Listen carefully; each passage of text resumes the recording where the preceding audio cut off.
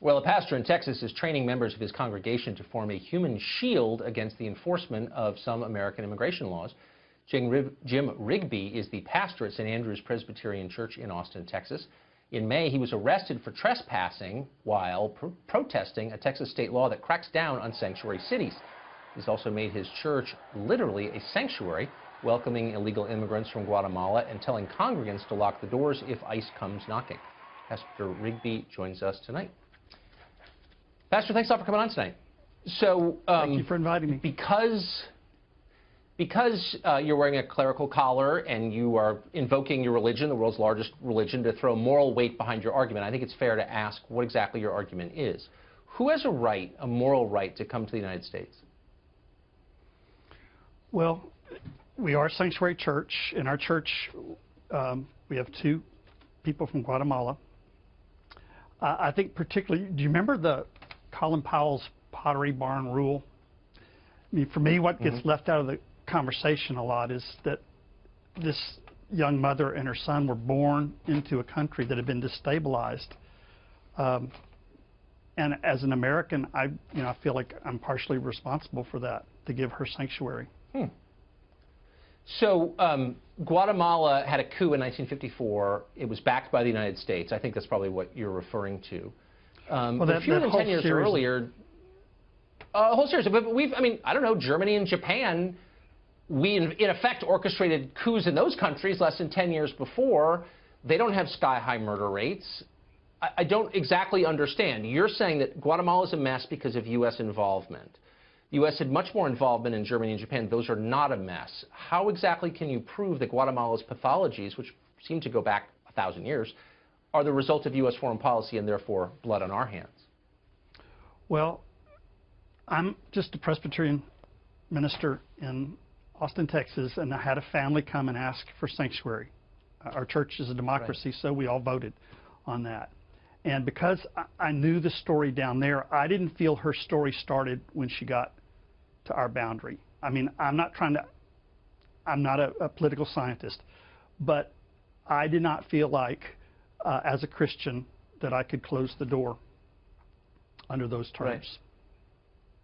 Well, I mean, I respect that in some ways. I mean, you seem like a compassionate person, and so I admire that in you. But there are bigger implications here because you are violating the law and encouraging others to do the same. And so it raises the obvious question, which I asked you a minute ago, and I'm going to press you on it if you don't mind. Who has a right to come here? People you feel compassion for? Or what's the rule that other Christians like me should abide by? Who's got that right, that moral right? Well, obviously it's a personal. A lot of Christians are going to disagree with me on this. I would say when people are in harm's way, this mother was born, as I say, in Guatemala. It was too dangerous for her there, so she fled. And this is not just one person. These are lots of stories. Flees into Mexico, and she's an indigenous person. She's not Mexican. She's Mayan. So she stands out like a sore thumb, and the mob starts going after her. So all of a sudden, she's got to choose between throwing herself on the mercy of the United States or possibly having her child kidnapped or killed. So there are millions of stories like that. And I realize there are other. This is a complicated issue. I understand that.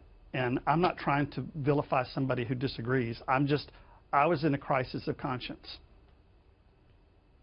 But it doesn't seem like that. I mean, I understand that, and I'm actually much more sympathetic to you than I thought I would be, because you do seem like you're moved by compassion. But you're also attacking a system that was decided by the United States Congress. The people's representatives voted this into law, and you're saying all of these laws should be ignored. I'm giving the finger to federal agents. We should blow them off. And I just want to know, like, when as a Christian can I do that? When can I decide? Whenever I feel like it? Whenever my conscience is pricked? I mean, is it a sort of a buffet-style deal with the law? Like, whenever I'm in the mood to abide by it? Like, what are the rules? Well, I think you obey laws whenever you can. But when you feel like a higher law is being a principle, Dr. King saying, when you feel the law is unjust and you can point to people that are being oppressed by it, then, I mean, for me, I just couldn't. The law enforcement people from the state, all over the state, gathered to argue against this. I do not believe the purpose of SB 4 in Texas being forced on Austin was to make Americans safer. Because if that's true, I don't think the sheriffs and the police from all over the state would have come and argued against it. They said we're safer by not having SB 4. Well, I don't know. I mean, I'm sorry. Police don't get to make the laws in this country. Lawmakers do. And I don't think you'd want to live in a country where police get to make the law, would you? Well, if it's, you know, if it's between the Texas legislature... If you agree with it, I guess that's your standard, if I agree with it. Okay. Unfortunately, we're out of time. This is an interesting conversation, Pastor. I'm sorry. I'll let you sum it up in one sentence. Well, I agree this needs to be something that you don't do lightly, and you need to be willing to pay the consequences, and that may be 6 months in jail. So I don't. Okay. I understand where you're coming from. I just couldn't do it. Good. Well, look, if you're willing to pay the consequences and be a man and look it right in the face and say, I'll go to jail, then you know what? I'm not going to attack you. Thanks. I appreciate it.